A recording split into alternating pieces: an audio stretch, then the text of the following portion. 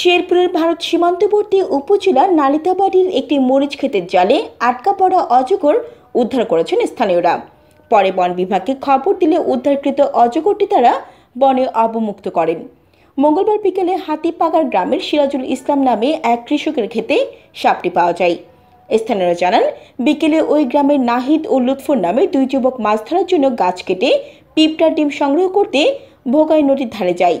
এই সময় তারা কৃষক সিরাজুল ইসলামের মরিচের ক্ষেতের আইলে সুতার জাল দিয়ে বানানো বেড়ায় একটি বড় সাপ আটকে থাকতে দেখে।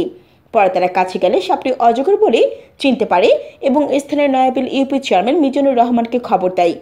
খবর পেয়ে ইউপি চেয়ারম্যান বিষয়টি বন বিভাগের মধুটিলা রেঞ্জ কর্মকর্তাকে জানান। পরে বন বিভাগের লোকজন এসে বিকেলে অজগরটি উদ্ধার করে নিয়ে যায়। এ সময় অজগরটি দেখতে আশেপাশের উৎসুক মানুষ ভিড় করে। ধারণা করা হচ্ছে, নদীপথে পাহাড়ের গহীন থেকে অজগরটি ভেসে এসে নদীর ধারে ক্ষেতের জলে আটকা পড়েছিল।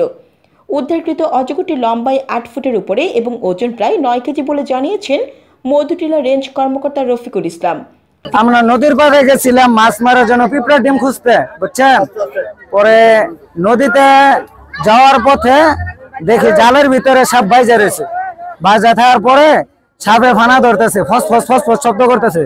পরে ওই আমার বাইসতে যায়, আমার ডাক দিছে, যে বলতেছে যে বাইসতে দেখ সাপ দেখা যা। পরে গেছি, যা পরে দাউ দিয়ে দড়ি কাটতে জাল কাটতে বস্তার ভিতরে মনে করেন যে অনেক কষ্ট হয়েছে। পরে পড়ছি, দেখছি আমি পিঁপড়ার ডিম বাসা খুঁজবার গেছিলাম। পরে আপনার দেখি জালের মধ্যে বাজ্যা আছিল। পরে আমি দেখে ডরায়া মারছিলাম। পরে আপনার লোকজন ডাক দেওয়ার পরে পরে সাহস করে পরে মনে করেন বস্তার মধ্যে পড়ছি।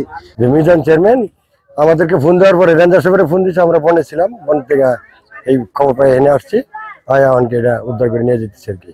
মধুটিলা রেঞ্জারধীন হাতিপাগার নামক এলাকায় নদীর পারে একটি মরিচের ক্ষেতে জালে আটকা পড়ে এই অজগর সাপটি।